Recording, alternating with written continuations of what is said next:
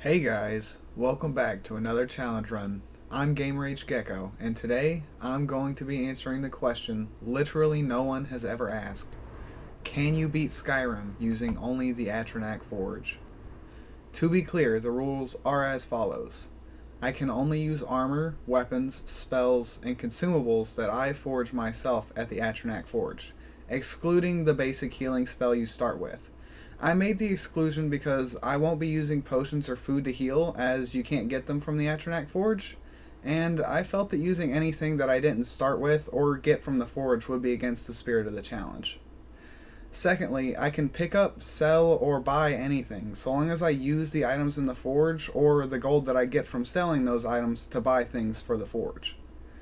As always, I'll be playing on expert difficulty because I'm a coward. Alright, with that all said and done, let's get into the video. We start the run by hopping out of the weirdest Uber I've ever ridden on. I decided to go with a high elf for this run because for some reason I thought that I would need more magicka or the magicka recovery ability, but neither of them ever really came in handy. I was watching Ulfric and Tullius argue like usual when Alduin interrupted and Ulfric's head snapped over and I was forced to participate in the most awkward staring contest I've ever seen. What was that? It's nothing. Carry on. Yes, General Tullius.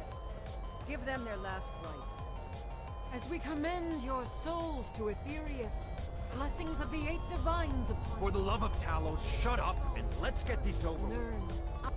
Alduin finally decided to attack and set me free, so I was off to go and break the land of Skyrim once again. Like the great leader I am, I told Hadvar to go and fight the Stormcloaks by himself and leveled my sneak skill in the back. We finally make our way out of the dingy keep and I start jumping around like it's 2006 and I'm playing Oblivion for the first time. Gotta level that acrobatic skill. I choose to completely avoid Riverwood altogether and go for Whiterun. There are more important things at hand than saving the world. One very long carriage ride later and I'm standing at the steps to the College of Winterhold. And Feralda is telling me that I can't get in unless I use a spell that isn't acquired from the Atronach Forge. Seeing as I'm required to do this in order to gain entry to the college where the Atronach Forge is located, and the fact that the college seal doesn't have a health bar, I'm not going to count this as a failed run. But if you think otherwise, let me know down in the comments. Anyways, I spent a lot of time pilfering through the college and looking for anything useful that I could use in the forge, and I had gotten almost everything I had needed to start the run, and then while looking around in the Mitten, I found the last ingredient. A nice, convenient bucket full of moonstone just hidden up in the rafters. I feel like this was placed here just for me. I make my way down to the Atronach Forge and pop in my moonstone along with the other ingredients, pull the handle, and yes, there's my Staff of Conjure Frost Atronach. Now the game can begin. I decided to go out and test my newfound power, and I made a stop up at the bandit camp by Riverwood. Needless to say, me and Frosty took care of those guys no problem. This fight actually went so smoothly that I had to go into my settings and make sure that I was actually still in expert mode. Yep. Afterwards, I headed up to Bleakfall Barrows to initiate my first sequence break. We're going to grab the Dragonstone before Farengar ever even asks for it. One dead spider later, and we're in the burial chamber getting told how to yell good by a wall. I wonder what kind of cool stuff we're going to learn from walls in the Elder Scrolls 6. We return to Dragonreach from our adventure in a dangerous cave to find Farengar talking it up with a barmaid. This is how you spend your free time, Farengar? I really don't appreciate wasting my time and risking my life when you're out here just talking to girls and not doing your job. Thanks. Then, as a reward for getting the Dragonstone, the Jarl gives me a piece of armor that I can't use and sends me out to go kill a dragon so that he can give me some more armor that I can't use. At least I have my buckets though. I realized that Frosty probably wouldn't fare very well against a dragon that breathes fire, so I headed off back to the Atronach Forge to make myself a Staff of Conjure Storm Atronach. These guys throw lightning bolts, so I think they'll do better.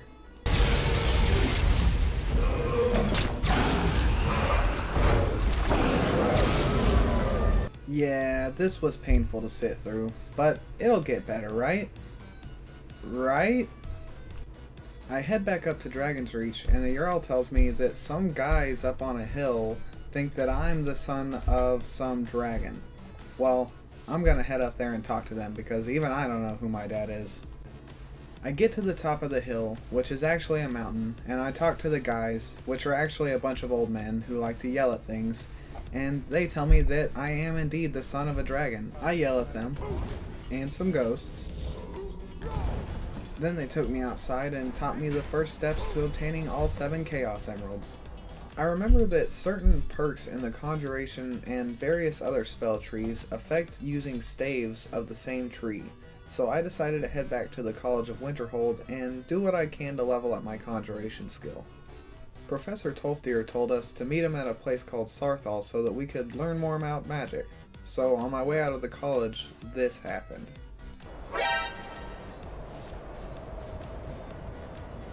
Now, if you've ever played Skyrim with the Dragonborn DLC installed, you know just how annoying these guys can be.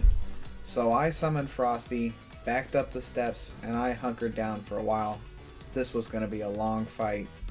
After Frosty and the guards finished murdering the cultists, I walked over and took everything that they had, stuffing it into my pockets, and never reading the note ever again.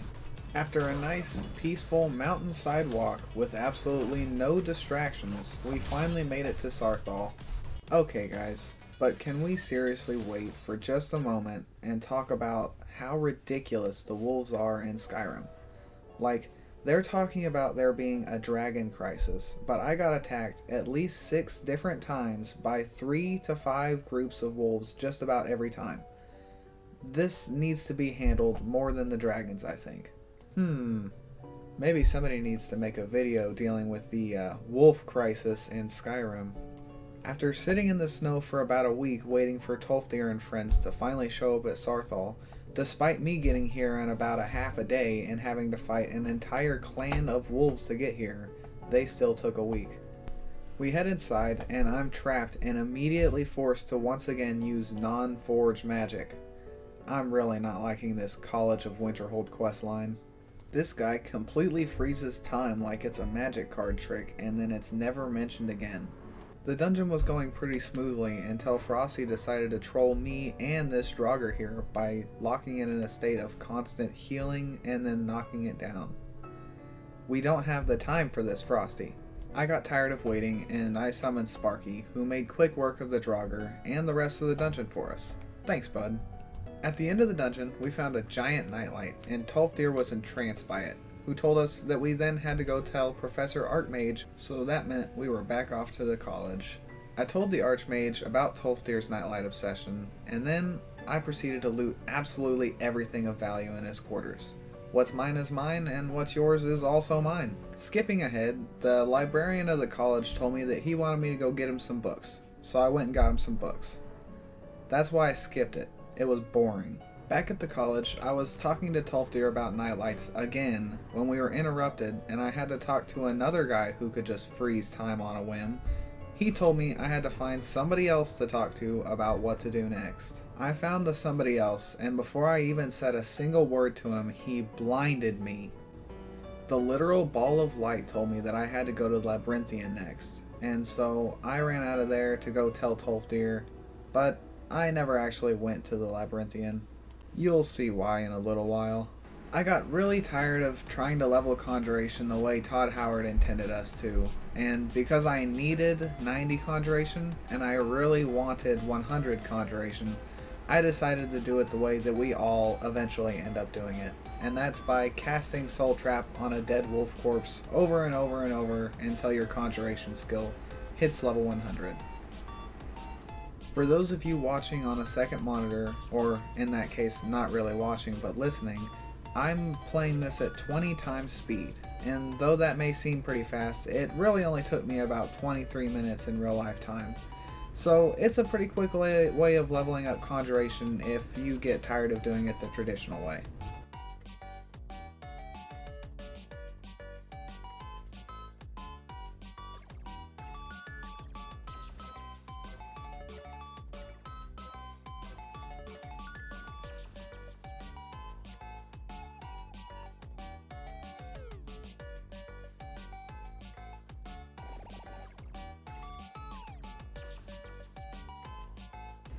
Now, with level 100 Conjuration, I returned to the college to talk to Finnis about procuring a Daedric rock that would improve the ability of crafting in my Atronach Forge.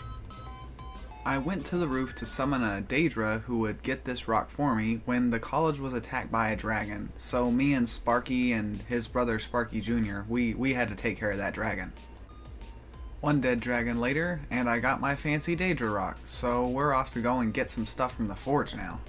I had intended to use the new sigil stone I had acquired to craft Daedric armor at the Atronach Forge using ebony armor. However, I failed to realize that there is absolutely 0 pieces of 100% always occurring ebony armor in the game. You can get the ebony mail from the Boethia quest, but that doesn't actually start until you hit level like 20 or something. So it looks like I've got to level up my blacksmithing a lot. It was during this blacksmithing grind that I initiated my second sequence break. Normally you would get told by Parthenax, the Italian plumber on the Throat of the World, that you need an Elder Scroll in order to learn how to defeat the big bad of this game. However, you can get it a lot earlier if you talk to a guy named Septimus Cygnus, and he tells you, well he's crazy. He tells you a lot of stuff that doesn't make sense, but he does tell you how to get the Elder Scroll.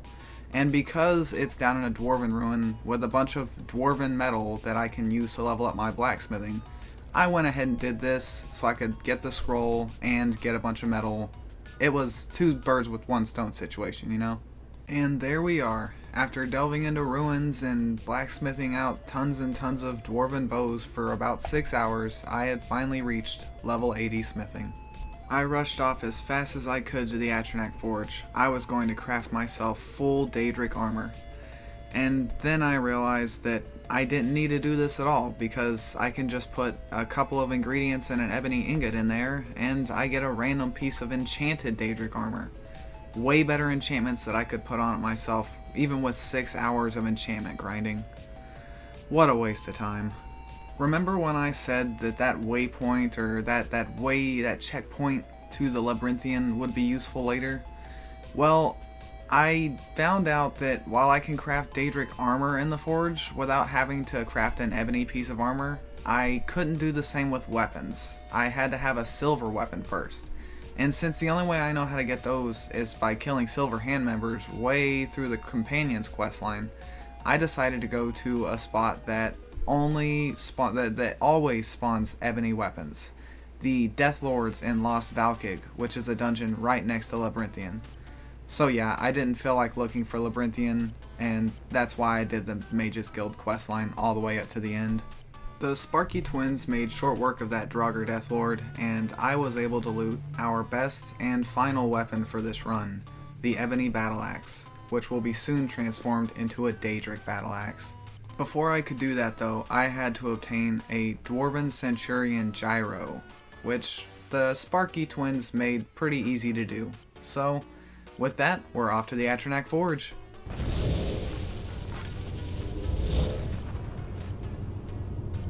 Alright, I'm as strong as I'm gonna get. It's time to go and test this stuff out. Well, that's all I needed to see. This is the best weapon we're gonna get. I think this is gonna be real fun. Anyways, we've had enough fun. I think we need to get back to the whole saving the world thing, so we're off to Riverwood to talk to Delphine about what we can do next. As always, she doesn't believe that her brain is telling her the truth, and she has to see for her own eyes that we can kill a dragon, so we're off to Kynesgrove. We finally arrive on a horse that we totally paid for, and we decided to stand on top of Salaknir's grave so that he can't come back. It was a foolproof strategy. I thought, anyway. The end result was funnier than anything I could think of to say, so I'm just gonna let it play out for you here. I am Salaknir. Hear my voice and despair.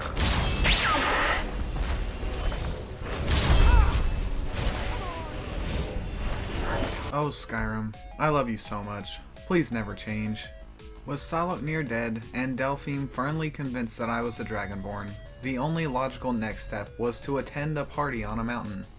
After butting heads with another party guest, I got the book I needed and I was back to Riverwood to talk to Delphine again. This game is a lot of running around for other people. Once I got back to Delphine, she told me that I had to go running around for some other people again, so I was off to the sewers of Riften to find an old guy who locked himself away and read a bunch about dragons for a bunch of years. Just what we need! We scooped him up and brought him back to Riverwood, and it turns out that he had actually been reading about where to read about dragons, not actually been reading about dragons. So he was useless. Thanks, Esbern. With this newfound knowledge, I rode my totally legitimate horse to Karspire, which was the home of Skycaller Temple, which was the home of Alduin's Wall, which was the home of all the knowledge I needed to know about killing dragons. I'm really tired of going to mountains. We got to Alduin's Wall, and it told Esbern that we had to shout at Alduin to get him to come down and fight us like a real dragon. The problem with this is that we don't know which shout that we have to use in order to get Alduin to come down and fight us. So we go to the only people that we know a lot about shouts, and that's those old guys on the mountain. They got mad at me for my violent tendencies, and so they banded together and shouted at me and tried to make me fall over. And it almost worked. Almost.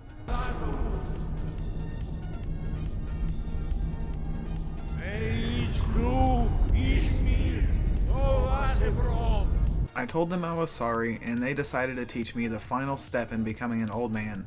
I had to yell at the sky for no reason.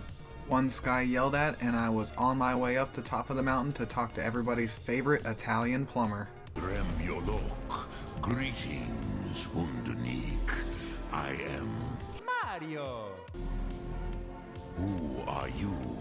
What brings you to my Strulmach, my mountain?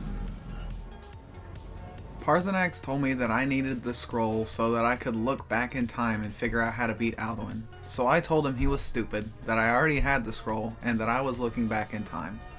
I learned the shout, and I watched Alduin take a bite out of crime, right before I was yanked back to the present and forced to fight Alduin for real. I told him that he hit softer than a mud crab, and that got him to come down and fight me. So I summoned the Sparky twins, and it was time to get down to business. We promptly beat Alduin's ass, and he retreated to heaven to go and eat souls so that he could power up and beat us next time. So it was off to go and deal with the Civil War. We talked to Jarl Balgruf, we talked to Arngir, then High King Ulfric, then last, and certainly least, General Tullius. This time I decided to side completely with the Imperials just to see what would happen, and it actually ended the council what seemed like a lot quicker than before, so maybe this is a new speedrun strat, who knows. Afterwards, I went to Dragon's Reach and I trapped Odahviing, who told me that what I already knew was true, and Alduin was in heaven eating people's souls. So I convinced him to give me a ride up to Skuldafn after offering him his life in return. He gladly accepted. Skuldafn was more of the same, just letting the Sparky twins deal with all the enemies as I ran past. The only difference is this time, instead of fighting Nakreen, I decided to run past him with the whirlwind sprint shout and jump right into the portal. You didn't do a very good job, buddy. Once in heaven, I looked around for a bit, and though I didn't find my dog, I did find a Stormcloak soldier or two, who all told me that Alduin was eating everybody in heaven, and that it was a death trap. So I decided to run up to Shores Hall and see if anybody was left to help me fight this guy. Before dealing with all that Alduin business though, I had to make a quick stop and drop off some buckets for my boy Paul. Afterwards, me and the Ancient Nords headed outside to yell at the sky some more until Alduin came out from hiding and decided to fight us. I'd like to say that this was a difficult battle, but the final fight with Alduin often isn't, and this was no exception. Having full Daedric armor, 2 Sparkies, and the Ancient Nords on my side, Alduin was kind of easy actually. Though this was a lot of fun to record, I think this has definitively proven that you can beat Skyrim using only the Atronach Forge. That's going to be the end of this challenge run. Thank you guys for watching. I hope you've enjoyed the video. Subscribe if you'd like to see more, and leave a comment if you have a challenge you'd like to see me do. This has been Game Rage Gecko, and I'll see you all next time.